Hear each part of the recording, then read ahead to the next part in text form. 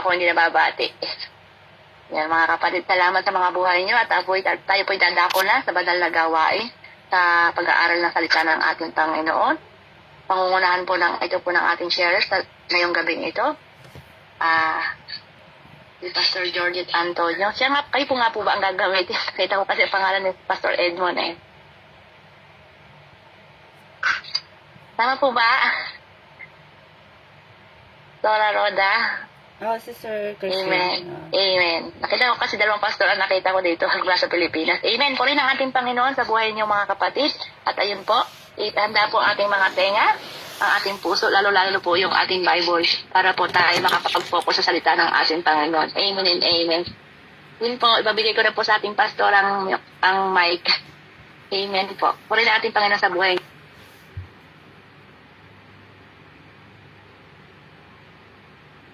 Okay, so muli, magandang hapon po sa inyong lahat dyan sa biyaya po ng ating pong Panginoon.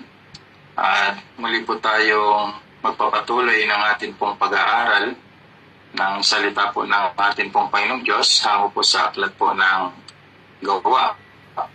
At nung nakaraan po ay tinalakay po natin ang introduction po ng Book of Acts sa chapter 1. At tayo po ay darako na po sa chapter 2.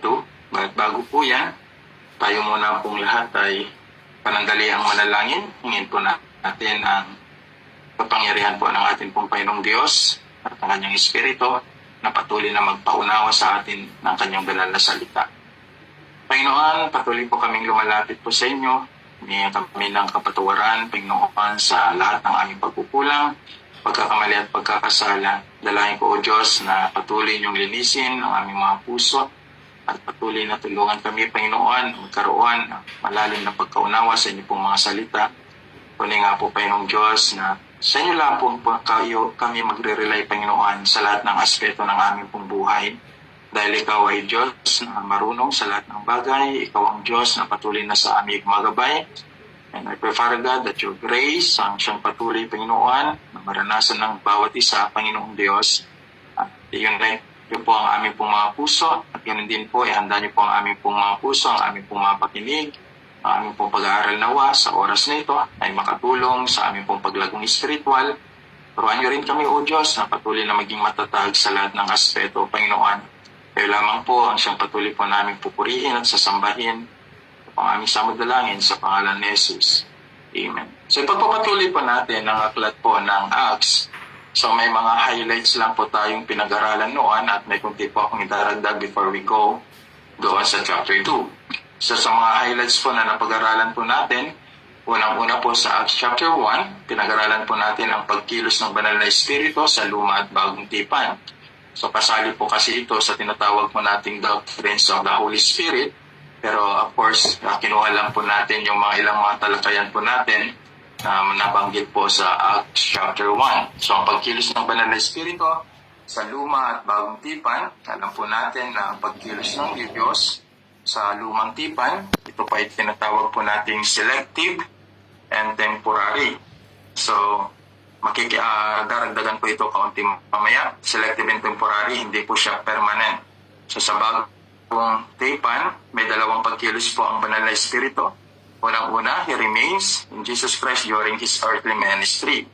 Kaya kung babasahin niyo po ang New Testament, makikita niyo that ang Panginoong Kristo ay gumagawa ng himala, hindi pangkaraniwan na nababasa ang banal na espiritu, but He is working with Jesus Christ because during the baptism of Jesus Christ found in the book of John, the Holy Spirit remained in Him.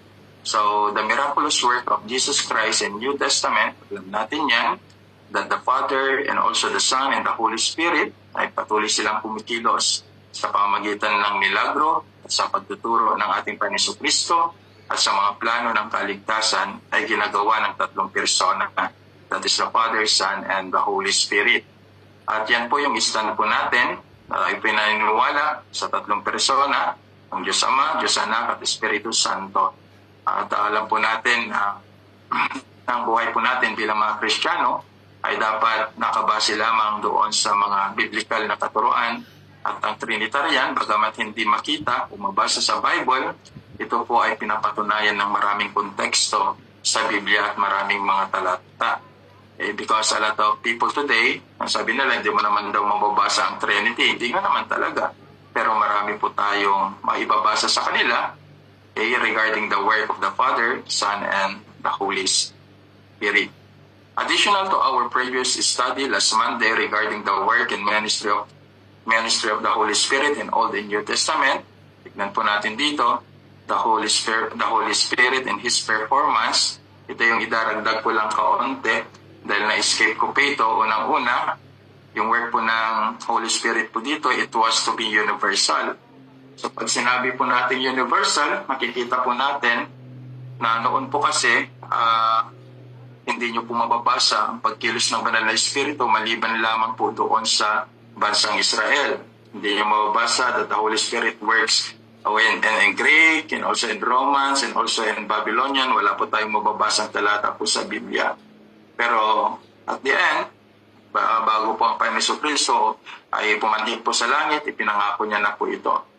At pangalawa, ang Holy Spirit, it was to be permanent. At ito yung sinabi ko sa inyo noon, na sa Old Testament time kasi, alam po natin na ang banal na Espiritu ay palipat-lipat lang. Depende rin, ano? So ito ay makikita po natin sa illustration regarding sa isang lalaki na pinakamalakas na nabuhay dito sa lupa, si Samson. Mababasa po natin yan in the book of Judge, chapter 14, verse 6, saka doon sa Judge, chapter 15, verse 14. So makikita nyo, parang yung banal na Espiritu, yung Holy Spirit of God, nagbibigay ng kalakasan kay Samson, umalis, binigay pero umalis din. Same as true, illustrated by King Saul.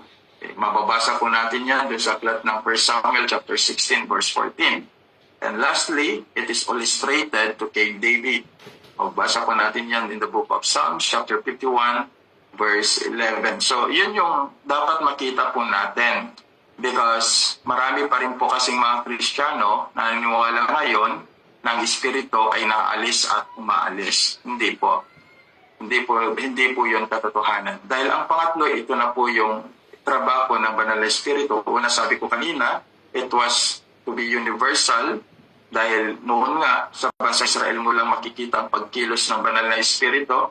Sa ibang mga bansa ay makikita mo na wala po siya doon. And then pangalawa, it was to be permanent. Namimili lamang po ang Diyos, namimili lamang po siya. Of course, those righteous king, righteous prophet, depende po doon sa kanyang itatayo. Yung itatayo ng Diyos na magiging hari o pipiliin ng Diyos na maging propeta. Pero ngayon, it was to be perfecting. Ano ang work ng Holy Spirit dito? The Spirit new ministry would now to be make all repenting sinners grow in grace and to be like Jesus. So yun yung work niya na. Yun yung trabaho niya. So permanent na siya sa buhay ng Kristiyano. Hindi na siya umaalis. Kaya lagi po nating tandaan, if you are believers, the Holy Spirit already sealed us. Ito kasi yung selyado po natin. Kaya pag sinabi mo na ang Espiritu ay umaalis pa rin sa iyo, then you are not sealed.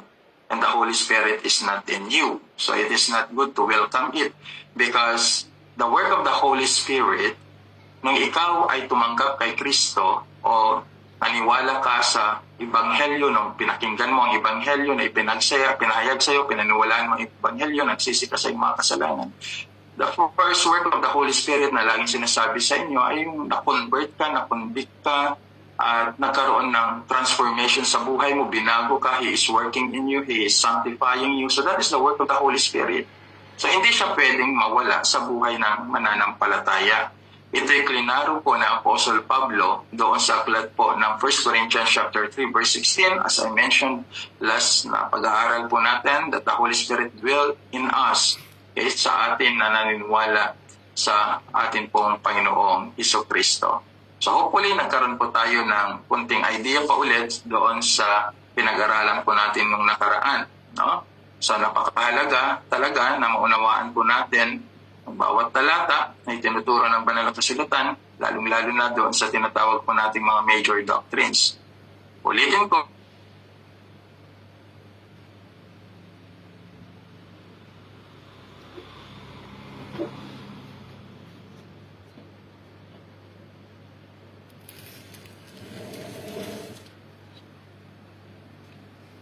of prophetic word, okay, na nabanggit patungkol sa kanya. Pinag-aralan po natin ang totoong dahilan kung bakit si Judas ay din nagkamit ng kaligtasan. Bakit nga ba? So a lot of people today believing dahil nagpakamatay siya, yun nga ba ang totoo? So sa pinag-aralan po natin, hindi dahil siya ang katuparan ng propesya lamang. Of course, hindi lang naman yun yung basihan po natin. Pangalawa, hindi rin dahil siya ay magnanakaw. Okay? Pinag-aralan din po natin yan dahil siya ang tagapag-ingat ng panalapi. At hindi rin dahil siya ay nagpatiwakal. Most people today, yun yung naging patakaran po ay naging abuse ng marami yung sa pagpapakamatay ni Judas Iscariot. Pero ito ay malawak na subject. Hindi ko natatalakayin po ito. Pero ang pinakadahilan na pinag-aralan po natin, kundi dahil unang-una, wala siyang lubos na pananampalataya at siya po'y lubos na tumanggi doon sa biyaya ng Diyos at hindi niya lubos pinaniwalaan ang Ebanghelyo ni Jesucristo. That is the reason. Bakit? Ang tao naman kasi, hindi siya magkakamit ng kaligtasan. If he totally reject the grace of God, if he totally reject the gospel of God, tandaan po natin yan. And then of course, if you reject all these two, you reject Christ, na si Kristo ang daan ng kaligtasan. Si Kristo lamang at wala na pong iba. Natural. Kaya ganito nga ang nangyari at naging senaryo sa buhay po ni Judas Iscariot.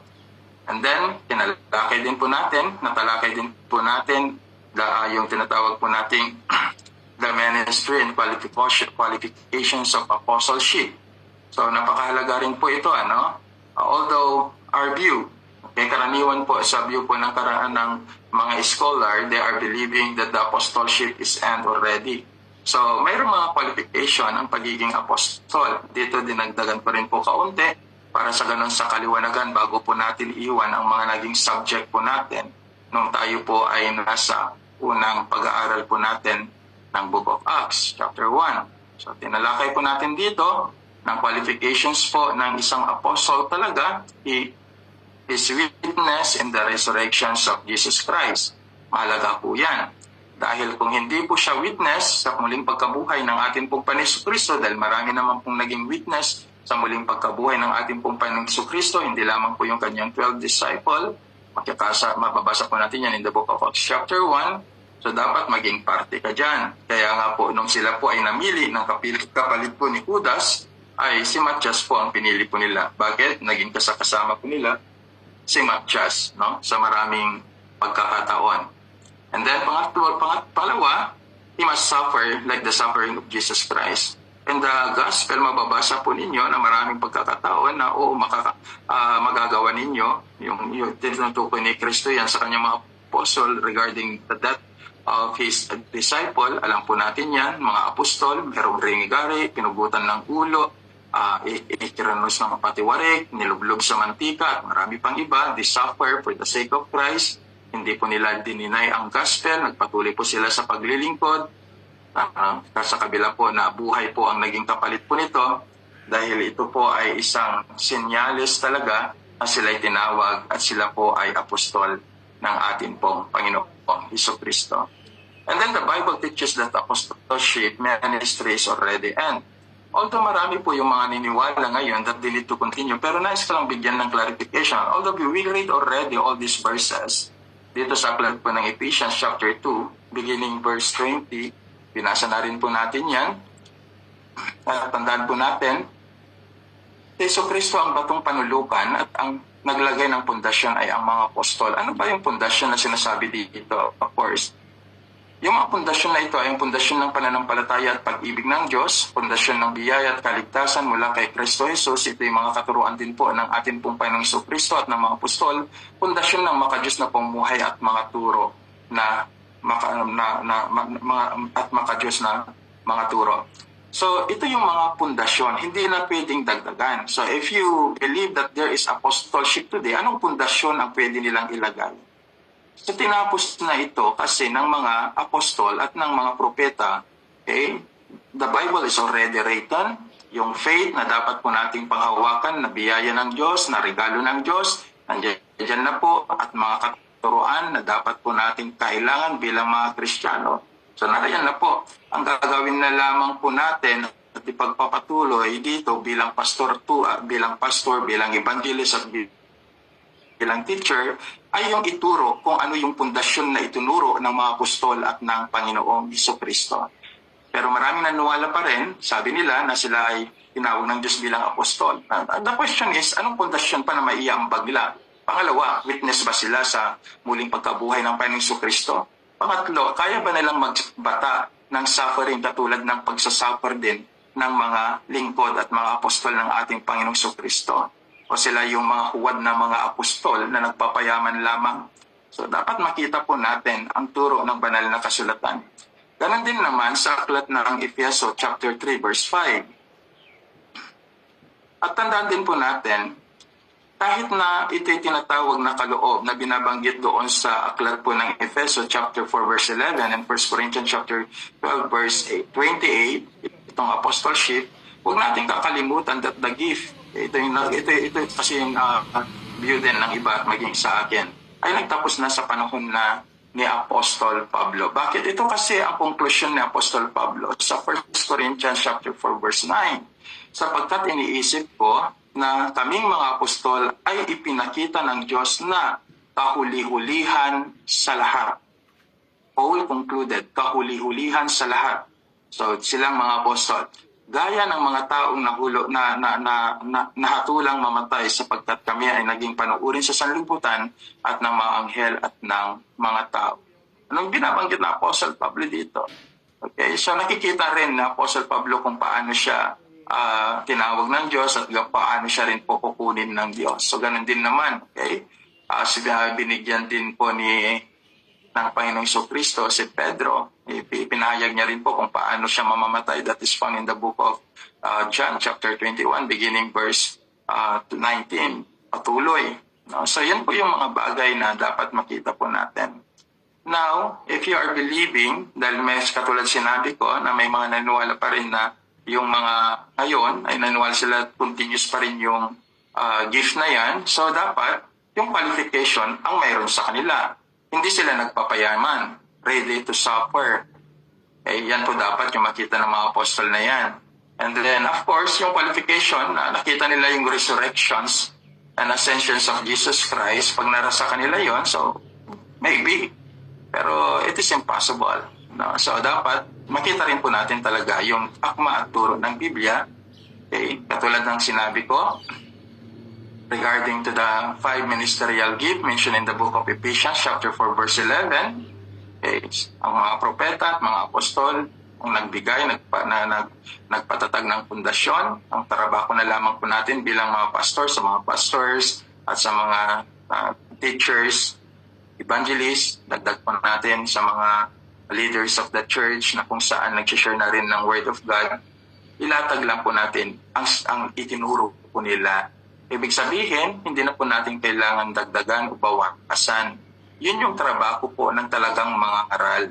Yung talagang ituro po natin kung ano na po yung naituro nila. Ang ibig sabihin kung ano po yung nakasulat sa Biblia, kung ano yung konteksto ng Biblia. Yun lang po yung pwede po nating ituro sa kanila. Hindi na po natin kailangan gumawa pa ng another foundation. Kundi dahil malilihis po tayo sa talagang turo ng banal na kasulatan. Sa halip, ituro lang po natin kung ano ang itinuturo ng banal na kasulatan. And then of course, isa sa nalapasan ko ito na escape po, doon sa aklat ng Gawa chapter 1 verse 14. Sa Gawa chapter 1 verse 14, mayroon kasi itong word na gusto ko lang pong bigyan po natin ng diin kaunti, yung pagsasama-sama na itinalaga ng lahat ng mga ito ang kanilang mga sarili. So sa verse 14 kasi ganito kasi ang nakasulat, sama-sama nilang itinalaga ng lahat ng mga ito ang kanilang sarili para sa pananalangin kasama ang mga babae at si Maria na ina ni Jesus at ang kanyang mga kapatid. So yung salita kasi dito na with one accord, it is very useful sa atin in the church today. Kaya gusto ko po itong bigyan ng kaunting diin para makita po natin ang katayuan ng iglesia po natin sa panahon ito. Why there is a lot of churches divided, kung bakit naging matatag ang iglesia doon sa panahon yung early church, sa panahon po ng mga apostol. Kasi may ganitong mga senaryo. Yung salita kasi dito na ginamit, dito sa tinatawag po nating with one accord, ay mula sa salitang Gregong homotumadon. Okay? Mula sa salitang Gregong homotumadon. Meaning, like-mindedness. Or like the mind of Christ. Like-mindedness. So, napakahalaga po yun, Dahil ang isang iglesia, dapat nagkakaisa tayo ng layunin, kaisipan para sa gawain ng Diyos, katuruang tinatanggap, uri ng pagsamba. Kaya yun yung isang bagay. Why the church divided? Pansinin po ninyo, hindi nagiging stand ang mga churches karaniwan dahil nga po, hindi po sila magkakaisa. Hindi po nagkakaisa ang kanilang mga layunin, hindi nagkakaisa ang kanilang mga turo minsan dahil kung saan nila pinagpupulot-pulot.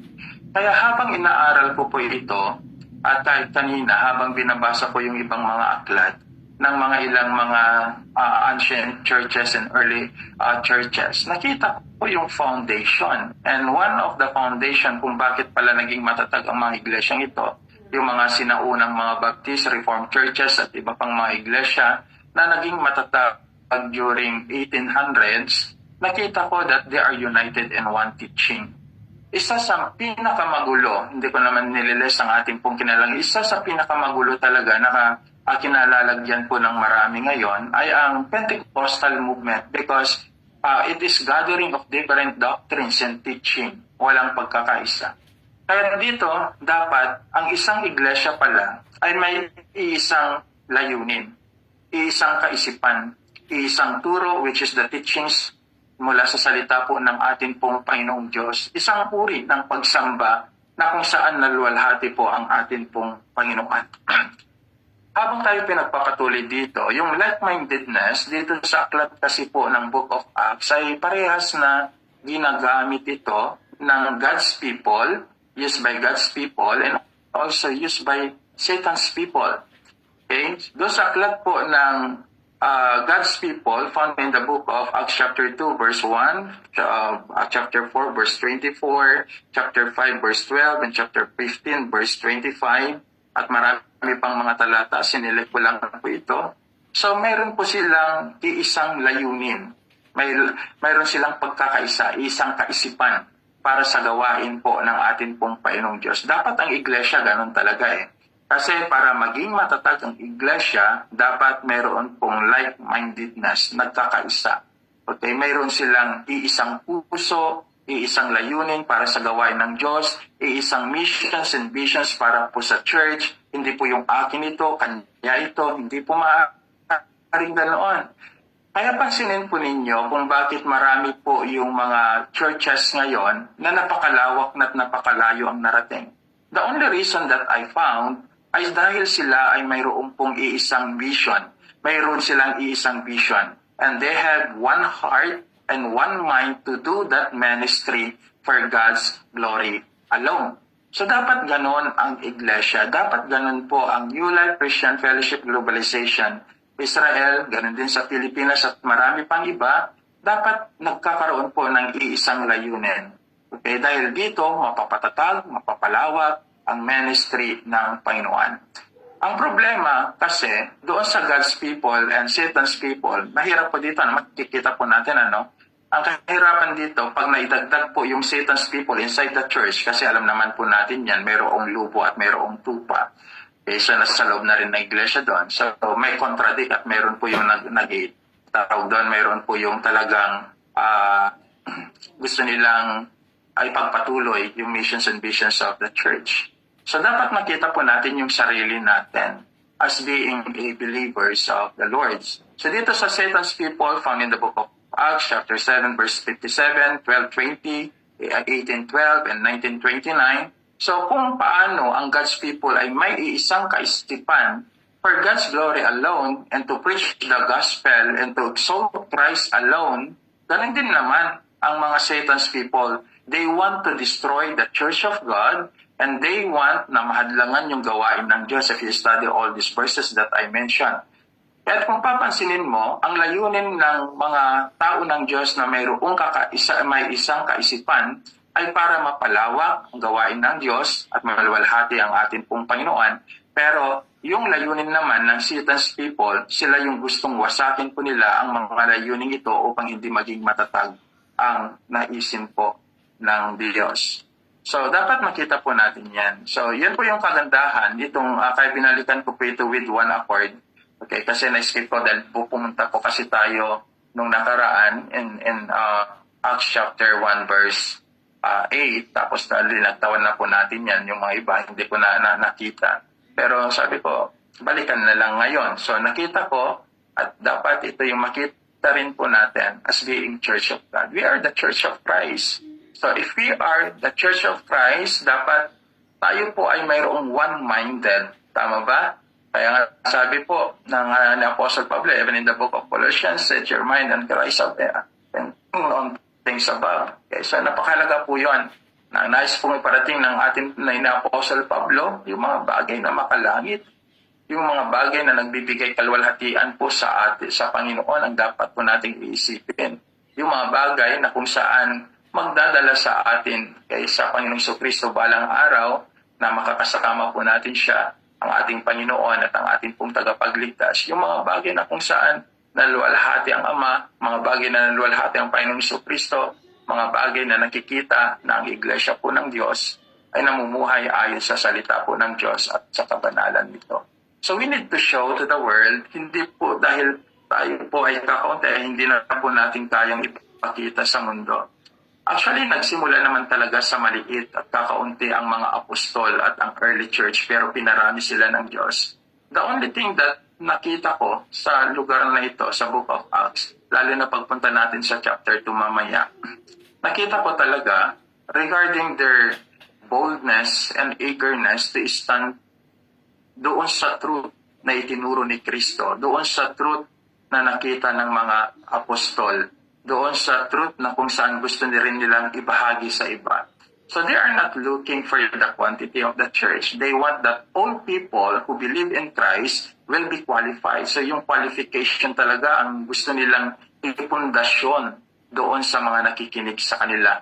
Kaya kahit pansinin po ninyo in chapter 3, pagdating natin doon regarding the message of Apostle Peter and also in chapter 2, okay, kung ano yung pundasyon na itinuro ni Kristo, ganun din ang pundasyon na itinuro ng mga apostol at hindi po yun magbabago ang pundasyon na yan na pwede nating ituro ngayon at dapat nating ituro ngayon. Yan ay ang pagsisisi at paniniwala sa Ebanghelyo ng ating pong Panginoong Jesucristo. So, early believers acted one accord in matter of. So, ito yung kanilang pangkaraniwang ginagawa doon sa salitang Grego na humutuma doon. Okay? So, dapat makita po natin. So, ito yung kanilang ginagawa that we can find in different verses in the Scripture. Unang-una, yung tinatawag nating supplication.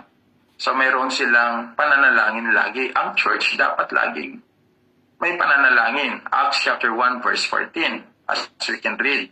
Okay, may supplication, may pananalangin sa loob ng iglesia. Pangalawa, Acts chapter 2 verse 1, of course, the outpouring of the Holy Spirit during the time of Pentecost po ito, yung tinatawag nilang expectation. Bakit?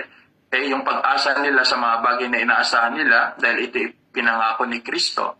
At tandaan po natin, ipinangako po ito ng Panginoong Diyos sa kanila doon sa aklat ng John na pinag-aralan po natin nung nakaraan at ito fulfillment naman doon sa aklat po ng Joel chapter 2. So, they are expecting. So, the Holy Spirit given to them. So, may expectation sila, kaya nangyari, may pag-asa. So, ang church laging may expectation, biblical expectation, not worldly expectation. So, when we talk about biblical expectation, we assure that God will always bless our ministry dahil nakakasiguro po tayo na ang ating mga pagplaplano ay para sa kanyang kapurihan at kaluwalhatian. Pangatlo, yung tinatawag po nating communication o pakikipag-ugnayan, Acts chapter 2 verse 46. Mahirap po sa loob ng iglesia kasi sa early church laging may pakikipag-ugnayan merong communication. So dapat ito yung hindi nawawala sa bawat area ng ministry po natin. We need to communicate each other. Okay? Pag mayroon pong mga tampuhan, galit o mga iba pang mga bagay, problema sa church, at mga iba pang dapat na lutasin ng mga suliranin ng iglesia, dapat nakikipag-komunikasyon tayo sa bawat isa, to the members, to the leaders, to the pastors. So sa loob sa early church, they have a communication kahit na wala pa pong literal na church building noon, laging mayroong kaugnayan ang bawat isa. So hindi lamang doon, dapat sa atin ma-develop natin yung pakikipag-ugnayan sa bawat isa. So maging kaibigan po natin ang ating pong kapatiran sa loob ng iglesia because we are one body and Christ. So napakalaga yung communication po niyan.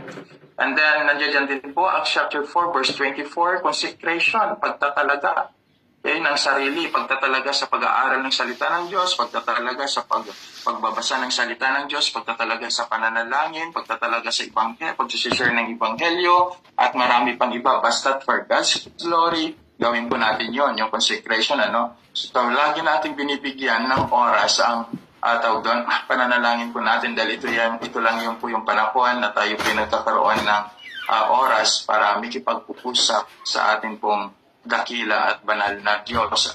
Okay, so napakahalaga. Okay? Hindi lamang po yung itinatalaga po natin yung sarili po natin inside the ministry. Okay? Kasi pagkaraniwan nangyayari naman po yan. So we want na yung ministry po natin talaga ay lalong maging epektibo at lalong maging malago.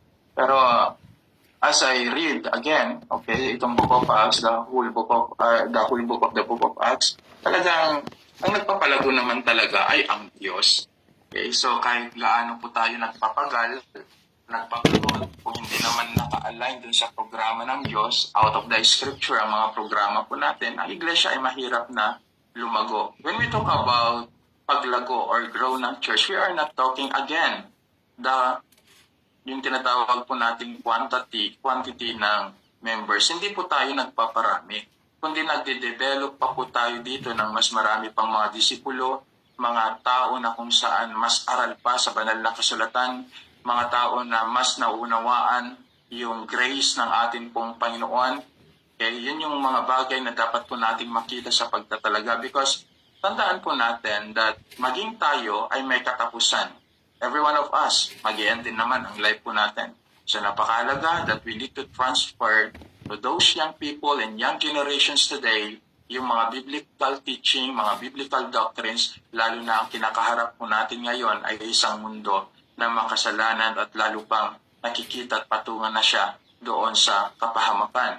So kailangan po natin talaga na magdoble sa pagtatrabaho sa gawain ng Diyos para sa ganon ay lalong mapatatag pa ang gawain po ng ating pong Panginoong Diyos sa pamagitan ng kanyang tulong sa bawat isa po sa atin.